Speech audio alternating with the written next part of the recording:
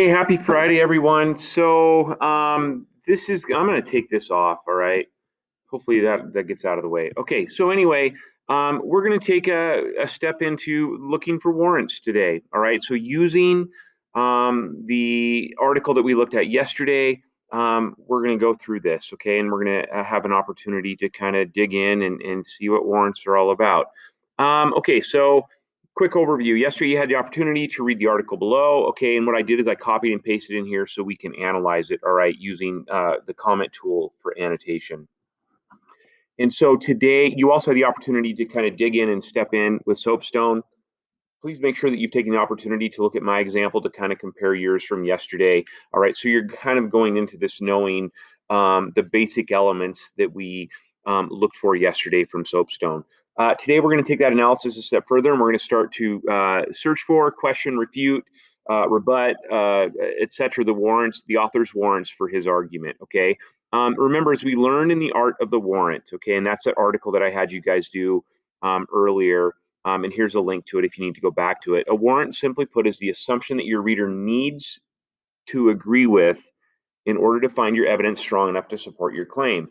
Your warrant may be directly stated or it may just be implied. So I'm going to read that first part again. A warrant, simply put, is the assumption that your reader needs to agree with in order to find your evidence strong enough to support your claim. So we as the reader play a part in deciding whether or not, all right, an author's argument or a person's argument is valid, because we have to come to a point where we agree to it and or accept it, that we see that bridge, that logic bridge between claims and evidence. And if we don't, then their argument is not going to carry a lot of weight with us. And as people who want to persuade others, I think it's important for us to also consider in our own work, all right, in the presentation of our own arguments, are we making a logical connection between the claims we provide and the evidence that we provide to support that? Okay, so that's really what we're going to be looking for today. So this is how we're going to do it. Okay, so please preview the thesis and reasons down below. All right, and I've already done, and I did that for you. And so I already highlighted the thesis. Okay, and then I simplified it. Basically, this guy is saying traditional policies better support students. Okay, or on the flip side, he is saying that progressive policies don't better help students, they actually harm students. But that's his simplified thesis. Okay, and then I summarized each of his reasons. Okay, and he already did a nice job of presenting them in terms of organization, but I went through and summarized them. And so his first one is student motivation.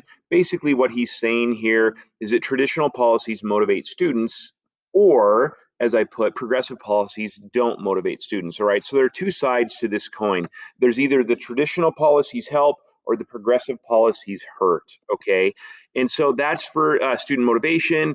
Okay. For mental health, traditional policies help students' mental health, or he would also possibly say that progressive policies harm students' mental health. The other one, the final one, teacher effectiveness. Traditional policies support teacher effectiveness, or progressive policies hinder teacher effectiveness. Okay, so now what we have to do, mis chicos, is we have to go back and see if we see his logic, all right, between what he's claiming and what he is providing for evidence for support. Okay, and so how I want us to do that is I want you to use the comment tool. And I'm going to show you how to do that here in just a minute if you don't know how to do it. And I want you to either offer questions about, okay, or offer rebuttals to the points that he is trying to make, okay?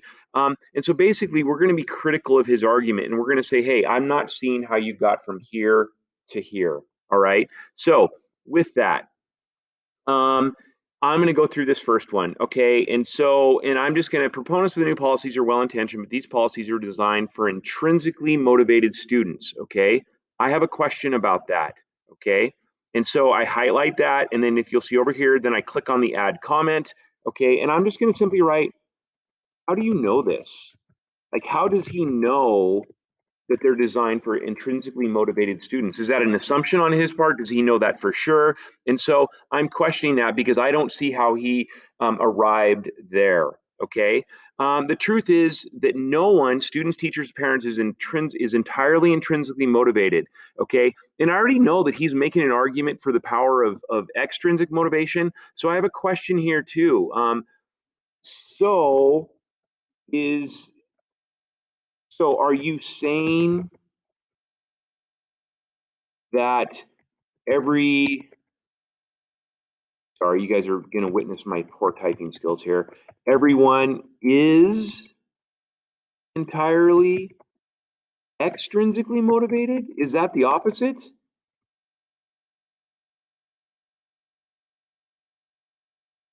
Oh my gosh, I'm so sorry, guys. I'm an awful typist. Hey, these current reforms seem to overlook that. Many of my students have candidly admitted that flexible due dates and retake opportunities leave them unmotivated, and therefore they learn less than they could. All right. Now, I'm going to offer that in my class, many of my students admit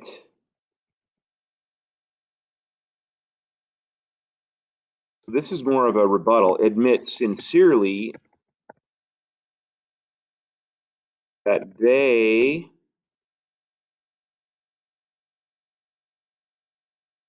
are appreciative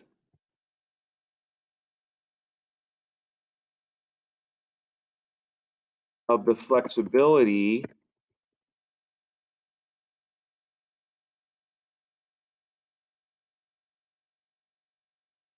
of these